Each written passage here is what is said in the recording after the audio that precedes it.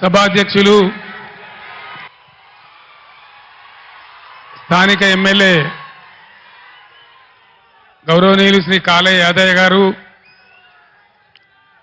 పెద్దలు గౌరవనీయులు మాజీ మంత్రివర్యులు శ్రీమతి సబితా ఇంద్రారెడ్డి గారు, మరో ఎమ్మెల్యే గౌరవనీయులు శ్రీ అరకపూడి గాంధీ గారు,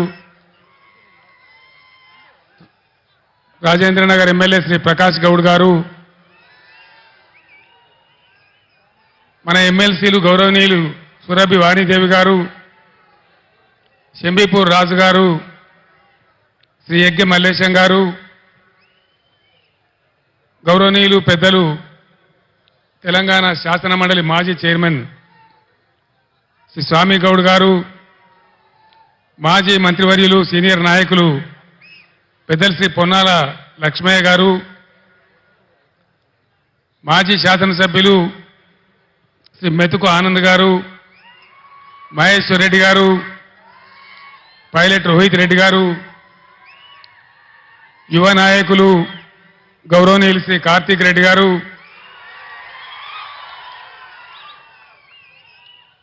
వేదికను అలంకరించిన పెద్దలు, మీ అందరి అభిమానంతో కాబోయే చేవేళ్ల ఎంపీ శ్రీ కాసాని గానేశ్వర్ గారు,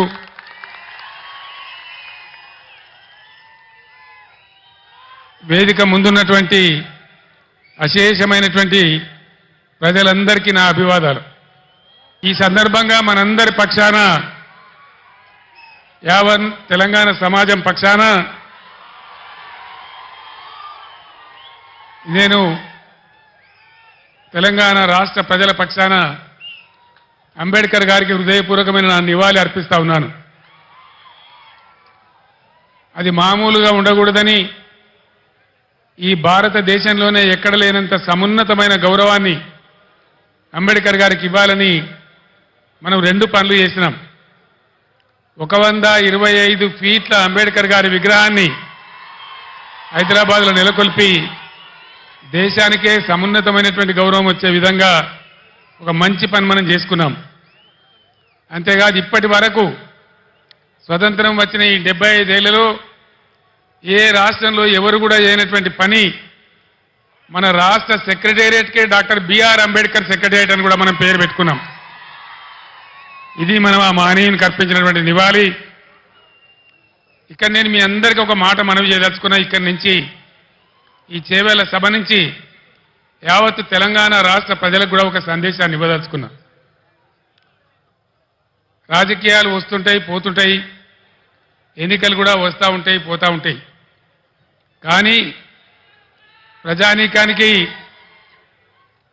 రాష్ట్ర ప్రభుత్వం అంటే ఒక ధీమా, ఒక ధైర్యం, మా ప్రభుత్వం ఉంది, మమ్మల్ని ఆదుకుంటుందనేటువంటి ఒక విశ్వాసం అనేది ఉండాలి. ఎక్కడైనా ప్రజలు ప్రభుత్వం నుంచి కోరుకునేది అదే. ఒక ఆయన కొద్దిగా ఎక్కువ జరగచ్చు, ఒక ఆయన కొద్దిగా తక్కువ జరగచ్చు, కానీ యావత్తు రాష్ట్ర ప్రజానీకానికి ఉండాల్సింది ఒక ధీమా, ఒక ధైర్యం, ఒక ఆత్మవిశ్వాసం. మమ్మల్ని అన్ని విధాలా ఆదుకునే మా ప్రభుత్వం ఉంది అనేటువంటి ఒక గౌరవమైనటువంటి భావం ప్రభుత్వం ఎడల ఉండాలి. ఈ మధ్య ఎన్నికల్లో నేను చాలా సభలలో చెప్పినాను, ఓటు వేసే ముందే చాలా జాగ్రత్తగా ఆలోచించాలి, ఏమాత్రం దెబ్బ తగిలినా చాలా పెద్ద పొరపాటు అయిద్దని చెప్పినాను. సరే, ప్రజలలో కొంతమందికి కొన్ని రకాల ఆలోచనలు, కాంగ్రెస్ పార్టీ ఇచ్చినటువంటి అంతులేని హామీలు, ప్రలోభాలు, దానికి గురైన కొందరు కింది మీద చేస్తే ఈ రాష్ట్రంలో కాంగ్రెస్ ప్రభుత్వం వచ్చింది. 4 నెలలు గడిచి ఇప్పుడు 5వ నెల జరుగుతూ ఉంది. ఏ ఒక్క విషయంలో కూడా ఒక పాలసీ కానీ, వాళ్ళు చేసినటువంటి ఎన్నికల వాగ్దానాల మీద చిత్తశుద్ధితో కూడుకున్నటువంటి కార్యాచరణ కానీ ఎక్కడ కూడా కనపడతలేదు. వసతులు, వనరులు ఉన్న వాటిని వాడుకునే నైపుణ్యం కనపడతలేదు. 10 ఏళ్ల కింద మనం మర్చిపోయినటువంటి ఇబ్బందులు మళ్ళీ మన కళ్ళ ముందు కాపాడుతూ ఉన్నాయి. మీ అందరూ దయచేసి గమనించాలి. 15 సంవత్సరాలు పోరాటం చేసి మీ అందరి దీవెనతోని, మద్దతుతోని ఆనాడు ఖమ్మం జైల్లో ఉండి అందించిన ఆరోగ్యం పాడైతే నిజాం ఆసుపత్రికి తరలించబడి 13వ రోజు దీక్ష చేరుకొని చచ్చిపోయే దిశకు పోయి సావు నోట్లో తలకాయ పెట్టి కూడా పోరాటం చేసి ఈ రాష్ట్రాన్ని మనం సాధించుకున్నాం. రాష్ట్రం వచ్చిన కొత్తలో చాలా ఇబ్బందికర పరిస్థితులు ఉండేవి. కరెంటు కోతలు, కాలిపోయే మోటార్లు, పేలిపోయే ట్రాన్స్ఫార్మర్లు, అందని సాగునీళ్లు, మంచినీళ్లు, చాలా ఇబ్బందులలో తెలంగాణ రైతాంగం చెట్టుకోవలు గుట్టకోవలు ఉన్నటువంటి పరిస్థితి ఉండేది. దాన్ని నివారించాలని కోడి రెక్కల కింద తన పిల్లలను కాపాడుకున్నట్టు రైతాంగాన్ని మనం కాపాడుకున్నాం. ఒక పాలసీ పెట్టుకున్నాం. రైతు కులం లేదు, ఎవరికి భూమి ఉంటే వాళ్ళు రైతు. అన్ని వర్గాలలో రైతులు ఉంటారు. అందుకోసం వాళ్ళని కాపాడాలని, గ్రామాలు పట్టుకొమ్మలు కావాలని పట్టుబట్టి ఒక 5 పథకాలు పెట్టి, ప్రపంచంలోనే ఎక్కలేనటువంటి పథకాలు పెట్టి రైతాంగాన్ని కాపాడుకున్నాం. రైతు బంధు దేశంలోనే మొట్టమొదటిసారి ఎకరానికి 10,000 రూపాయలు ఇచ్చేటువంటి రైతు బంధు కార్యక్రమాన్ని తీసుకున్నాం. 24 గంటలు రెప్పపాటు పోకుండా, మోటార్ కాలకుండా, ట్రాన్స్ఫార్మర్ కాలకుండా ఉండే విధంగా నాణ్యమైన కరెంటు సరఫరా చేసుకున్నాం. రైతు చనిపోతే, ఒక గుంట భూమి ఉన్న రైతు చనిపోయినా ఆయనకు 5 లక్షల బీమా వారం 10 రోజుల్లో వచ్చేటట్టు ఏర్పాటు చేసుకున్నాం. అదేవిధంగా రైతుల పంట మొత్తం ప్రభుత్వమే కొనుగోలు చేసి నేరుగా వాళ్ళ బ్యాంకులలో రైతు బంధు వచ్చే విధంగా చేసుకున్నాం. అదేవిధంగా ఇట్లాంటి కార్యక్రమాలతోని రైతులలో ఒక ధీమా, ఒక ఆత్మవిశ్వాసం కల్పించగలిగినాం. అంబేద్కర్ గారు, వెనుకబడిన తరగతుల గురించి పోరాటం చేసిన జ్యోతిబా పూలే గారు చూపించిన మార్గంలో గత 70 ఏళ్లలో లేనటువంటి 1100 గురుకుల పాఠశాలలు, వాటన్నిటిని జూనియర్ కాలేజీలుగా మార్చుకున్నాం. అవన్నీ కూడా మీ కళ్ళ ముందర ఉన్నాయి. కులము మతం లేకుండా దళితుల కోసం, గిరిజనుల కోసం, ముస్లిం వర్గాల కోసం, పేద వర్గాల కోసం, బలహీన వర్గాల కోసం 1100 రెసిడెన్షియల్ జూనియర్ కళాశాలలు ఈ రాష్ట్రంలో పెట్టుకున్నాం.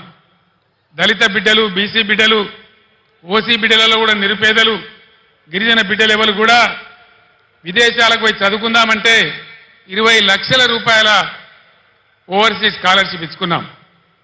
ఈరోజు ఇవన్నీ కూడా మాయమైనాయి. గత 5 నెలల్లో ఒక్క బిడ్డకు కూడా ఓవర్సీస్ స్కాలర్షిప్ ఈ ప్రభుత్వం ఇవ్వడం లేదు. దళిత వాడలు ధనిక వాడలు కావాలని దేశంలోనే ఎక్కడ లేనటువంటి విప్లవాత్మకమైనటువంటి మార్పు, సంవత్సరానికి 1 లక్ష కుటుంబాలు, 2 లక్షల కుటుంబాలు బాగు చేసుకుంటూ పోవాలని 10 లక్షల రూపాయలు ఇచ్చుకుంటూ ఒక కుటుంబానికి దళిత బంధు కార్యక్రమాన్ని తీసుకున్నాం.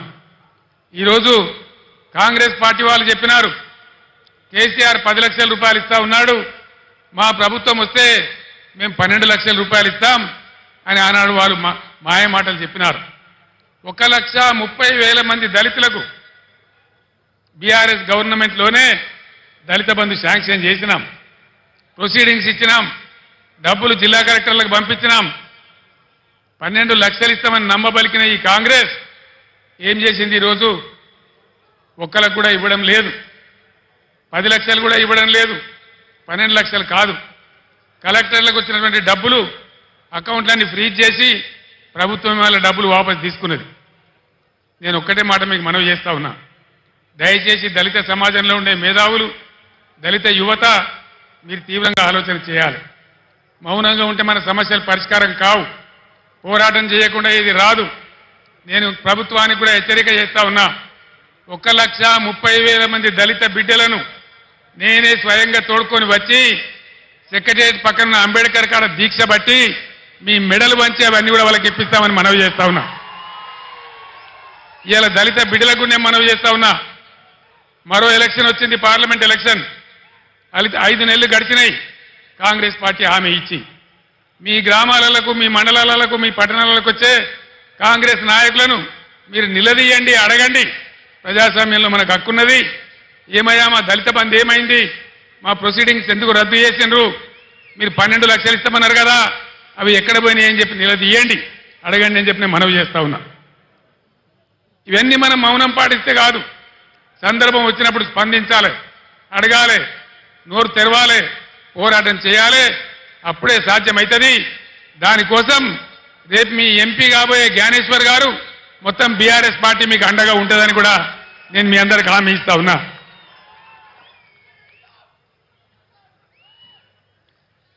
గురుకులాలు పెడితే ఆర్ఎస్ ప్రవీణ్ కుమార్ గారు వాటిని అద్భుతంగా నడిపిస్తే వందల వేల మంది పిల్లలకు ఐఐటీలో, ఐఐఎంలో, మెడిసిన్లో, ఇంజనీరింగ్లో సీట్లు వచ్చినాయి.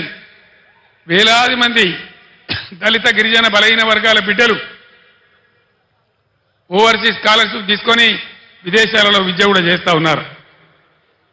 కులము, మతము ప్రసక్తి లేకుండా కళ్యాణ లక్ష్మి ఇచ్చినాం.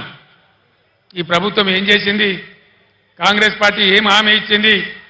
కేసీఆర్ ₹1,00,000 ఇస్తా ఉన్నాడు, మా ప్రభుత్వం వస్తే తులం బంగారం కూడా కల్పిస్తామని చెప్పినారు. యాడికి పోయింది తులం బంగారం? నేను మొన్న సిరిసిల్లలో కూడా అడిగినాను, తులం బంగారం కొందామంటే మార్కెట్లో దొరుకుతలేదా ఈ ప్రభుత్వానికి? ఇది ప్రజలను మోసం చేయడం కాదా? దయచేసి మీరు ఆలోచించాలని చెప్పి నేను కోరుతా ఉన్నా. అదేవిధంగా కులము, మతము అనకుండా కుల వృత్తుల మీద ఆధారపడ్డ బిడ్డలు, గొల్ల కుర్మలకు గొర్రెలను ఇచ్చినాం. ముదిరాజుల, గంగపుత్రుల కోసం వందల కోట్ల రూపాయలు పెట్టి చేప పిల్లలు పెంచినాం. చేనేత కార్మికులకు పని కల్పించినాం. సబ్సిడీలు ఇచ్చినాం. గౌడ కులస్తులకు చరిత్రలోనే ఏ ప్రభుత్వం చేయనటువంటి పని చేసి చెట్ల మీద ఉండే రకాన్ని 100కు 100% రద్దు చేసినాం. ఈ విధంగా బలహీన వర్గాలకు బ్రహ్మాండమైన సహాయం చేసినాం. బీసీ బంధు పెట్టి బలహీన వర్గాల వాళ్ళను ఆదుకున్నాం. వీటన్నిటికీ ఇప్పుడున్న కాంగ్రెస్ ప్రభుత్వం కొనసాగిస్తుందా? శటగోపం పెట్టిందా? వాళ్ళ పాలసీ ఏంది? దయచేసి మీరు ఎన్నికల్లో కాంగ్రెస్ నాయకులను నిలదీయాలని చెప్పి నేను కూడా ఈరోజు కాంగ్రెస్ పార్టీని ప్రశ్నిస్తా ఉన్నా. ఈరోజు మీరందరూ కూడా గమనించాలి. ఒక్క మాట నాకు అర్థమైతలేదు. 11 సంవత్సరాల క్రితం చాలా దారుణమైన పరిస్థితి ఉండేది.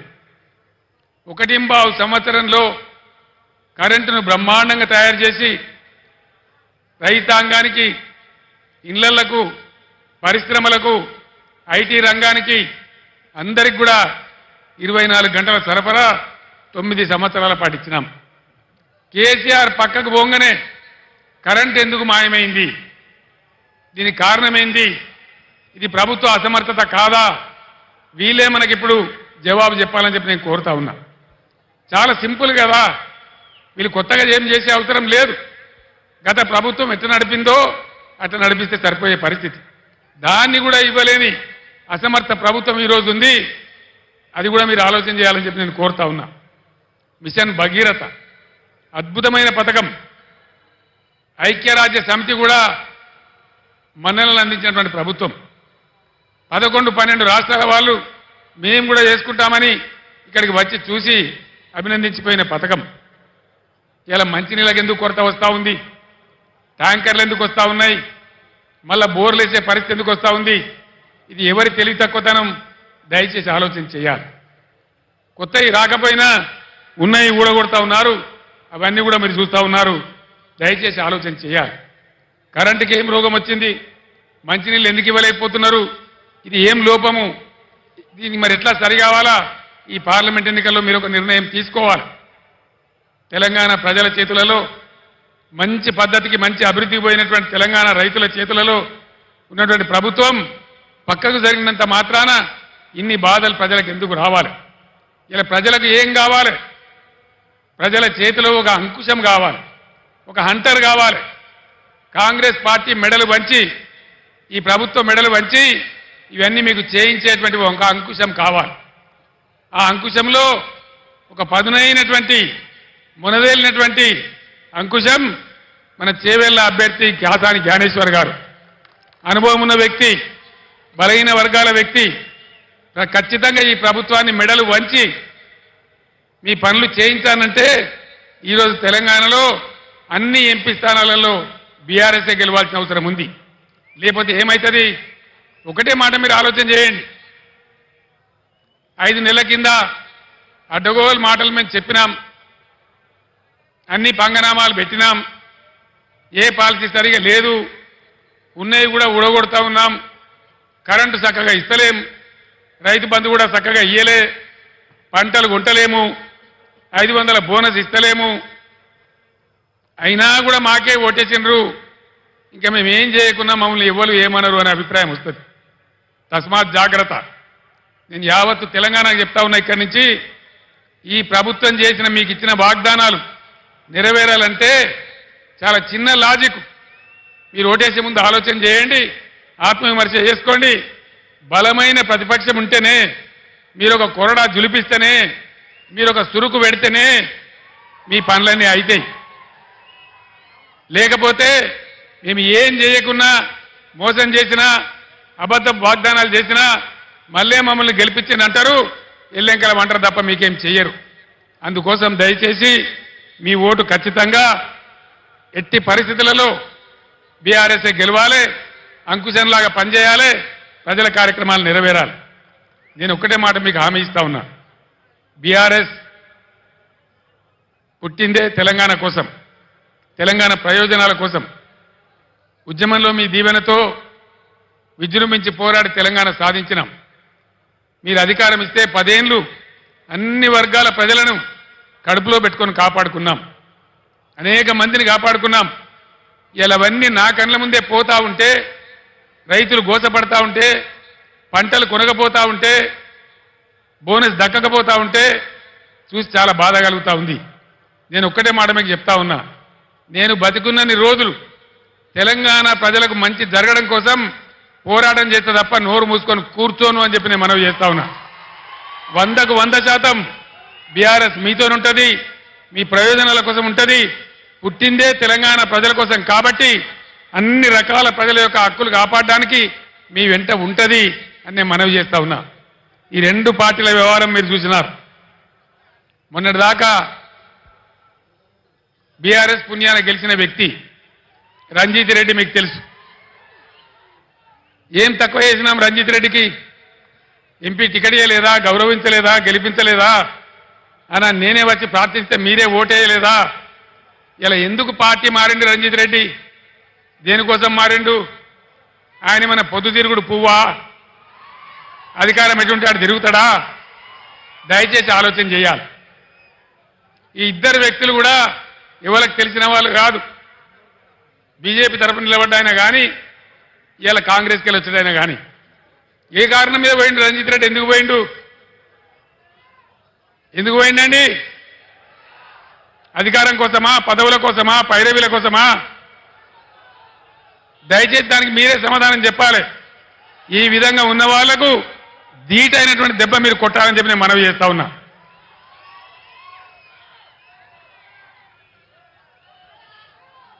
కాంగ్రెస్ పార్టీ చెప్పింది అన్ని పంటలు కొంటాం, ప్రతి పంటకు బోనస్ ఇస్తాం.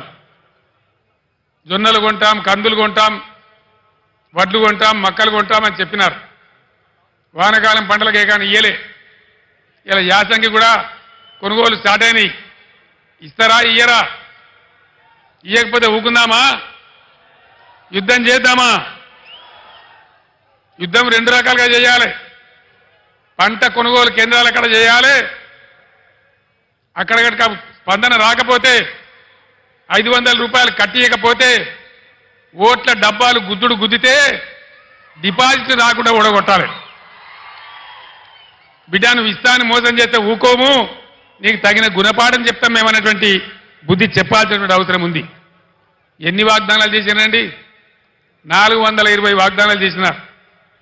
ఆడపిల్లలకు స్కూటీలు కొనిస్తామన్నారు. స్కూటీలు ఎక్కడ పోయా? స్కూటీలు దాని ప్రతిపాదన ఉందా? స్కూటీలు లేవు. కానీ రాష్ట్రంలో లూటీలు మాత్రం జోరుగా చేస్తా ఉన్నారు. భయంకరమైన లూటీ మొదలుపెట్టినారు. హైదరాబాద్తో సహా కేసీఆర్ గవర్నమెంట్ ఉన్నప్పుడు రంగారెడ్డి జిల్లాలో, మేడ్చల్ జిల్లాలో, మల్కాజిగిరి జిల్లాలో, యావత్తు తెలంగాణ వ్యాప్తంగా భూముల ధరలు ఎట్లా ఉండే, ఇలా భూముల ధరలు ఎక్కడికి పోయినాయి? రియల్ ఎస్టేట్ ఎందుకు ఆగిపోయింది? దీని ఎన్నుకున్న బ్రోకర్ లెవెలు, జోకర్ లెవెలు ఎందుకు బిల్డింగ్ల పర్మిషన్లు ఇస్తలేరు? లక్షల మంది పిల్లలు బతికినటువంటి రియల్ ఎస్టేట్ ఇలా ఎందుకు నాశనం అయింది? ఇట్టే చూసుకుంటూ కూర్చుందామా?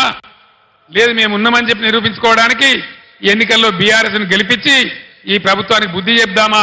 దయచేసి ప్రజలు ఆలోచించాలని చెప్పి నేను మనవి చేస్తా ఉన్నా. ఈ బీజేపీ పార్టీ 10 ఏళ్ల నుంచి అధికారంలో ఉంది. దయచేసి మా ఆడబిడ్డలకు, మా యువకులకు, చేవెళ్ల నియోజకవర్గంలో ఉన్న మేధావులకు నేను దండం పెట్టి చెప్తా ఉన్నా. భావోద్వేగాలు పెంచడం తప్ప, ఒక మత పిచ్చి లేపడం తప్ప ఏమన్నా ఒక మంచి పని జరిగిందా బీజేపీ హయాంలో? ఏ వర్గానికన్నా, ఏ పేదలకన్నా పెట్రోల్ ధర ఏంది, డీజిల్ ధర ఏంది? ఇలా ఏం జరుగుతూ ఉంది దేశంలో? మా పార్టీలో జైలు కావతావా లేకపోతే జైలుకు పోతావా? అయితే మోడీ తప్పితే ఈడీ. ఇదేనా బీజేపీ? ఇదేనా రాజకీయం? ఇదేనా దేశాన్ని ముందుకు తీసుకుపోయే పద్ధతి? ఇదేనా ప్రజాస్వామ్యాన్ని ఎక్కడికక్కడ పాతరేసే పద్ధతి? దయచేసి ఆలోచన చెయ్యాలి. గుడ్డిగా అలవోకగా ఓటేయద్దు. గుడ్డిగా ఓటేస్తే చాలా ఇబ్బందులు అవుతాయి. బీజేపీ చరిత్ర మీరు చూడలేదా? ఒక్క మాట దయచేసి బాగా ఆలోచన చేయాలి. నేను మీ అందరినీ చేతులెత్తి దండం పెడతా ఉన్నా. ఈ బీజేపీ ప్రభుత్వం గత 10 ఏళ్లలో దేశంలో 157 మెడికల్ కాలేజీలు మంజూరు చేసింది. నేను 100 ఉత్తరాలు రాసిన, ఒక్క కాలేజీ కూడా మనకి ఇయ్యలే. ఒక్క కాలేజీ ఇయ్యనటువంటి బీజేపీకి ఒక్క ఓటు కూడా మనం ఎందుకు